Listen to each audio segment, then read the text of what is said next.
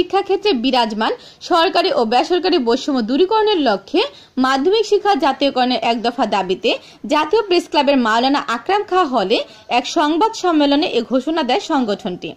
সংবাদ সম্মেলনে বাংলাদেশ শিক্ষক সমিতির সাধারণ সম্পাদক অধ্যক্ষ শেখ কাউসার আহমেদের সঞ্চালনায় লিখিত বক্তব্য উপস্থাপন করেন সমিতির সভাপতি অধ্যক্ষ মোহাম্মদ বজলুর রহমান মিয়া।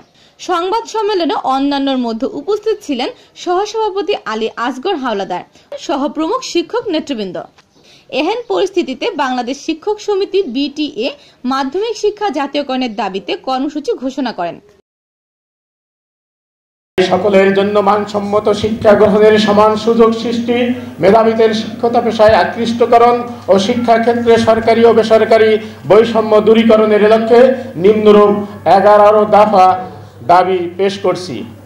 শিক্ষকতা পেশায় আকৃষ্টকরণ সহ শিক্ষা ক্ষেত্রে সরকারি ও বেসরকারি বৈষম্য দূরীকরণের লক্ষ্যে মাধ্যমিক শিক্ষা জাতীয়করণ করা। 2.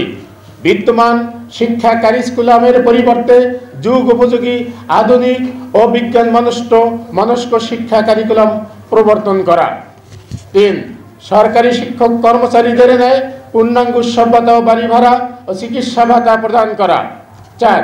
সরকারি স্কুলের ন্যায় বেসরকারি স্কুলের প্রধান শিক্ষকের বেতন স্কেল 6ষ্ঠ গ্রেডে, সহকারী শিক্ষকের 10ম গ্রেডে এবং সহকারী প্রধান শিক্ষক এর উচ্চতর স্কেল প্রদান করা। 5. এমপিভুক্ত শিক্ষক কর্মচারীদের বদলি প্রথা চালু করা। 6. সরকারি শিক্ষক কর্মচারীদের ন্যায় পেনশন প্রথা চালুকরণ এবং চালু না হওয়া পর্যন্ত অবসর গ্রহণের 6 মাসের মধ্যে অবসর সুবিধা ও কল্যাণ ট্রাস্টের পাওনা প্রদান সহ শিক্ষক কর্মচারীদের বেতন থেকে অতিরিক্ত 4% কর্তন বন্ধ করা। 7. শিক্ষক কর্মচারীদের চাকরির বয়স বিশ্ববিদ্যালয়ের শিক্ষক কর্মচারীদের ন্যায় 65 বছরে উন্নীত করা। 8. পাবলিক সার্ভিস কমিশনের ন্যায় শিক্ষক নিয়োগ কমিশন গঠন এবং শিক্ষা প্রশাসনের বিভিন্ন স্তরে আনুপাতিক হারে এমপিওভুক্ত শিক্ষকদের পদায়ন করা। 9. শিক্ষাক্ষেত্রে বিরাজমান সরকারি বেসরকারি বৈষম্য দূরীকরণ করার লক্ষ্যে জাতীয় শিক্ষানীতি 2010 এর দ্রুত বাস্তবায়ন করা। 10. ম্যানেজিং কমিটি ও গভর্নিং বডি প্রথা বিলুপ্ত করে সরকারি শিক্ষা প্রতিষ্ঠানের ন্যায় পরিচালনা করা। 11. স্বীকৃতিপ্রাপ্ত সকল শিক্ষা প্রতিষ্ঠান এমপিওভুক্ত করা।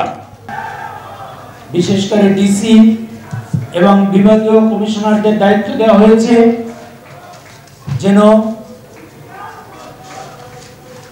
শিক্ষকদের কোনো প্রকারই হয়রানি করা না হয়। কিন্তু অত্যন্ত দুঃখের বিষয়, প্রজ্ঞাপন থাকলেও তারপরও দেখতেছি সুকৌশলে শিক্ষকদের লাঞ্ছনা করার ঘটনা কিন্তু ঘটছে। ইতিমধ্যে আপনারা খেয়াল করেছেন, আমি গতকালকে দেখেছি ফরিদপুরে সালথায় একজন অধ্যক্ষকে তারই ম্যানেজিং কমিটির সদস্যদের সহযোগিতায় হাতুড়ি দিয়ে পিটানো হয়েছে এবং তাকে প্রতিষ্ঠানে ঢুকতে দেওয়া হয়নি। এমনি ভাবে বাংলাদেশের যে প্রান্তে হোক না কেন শিক্ষকদের লাঞ্ছিত করা যাবে না।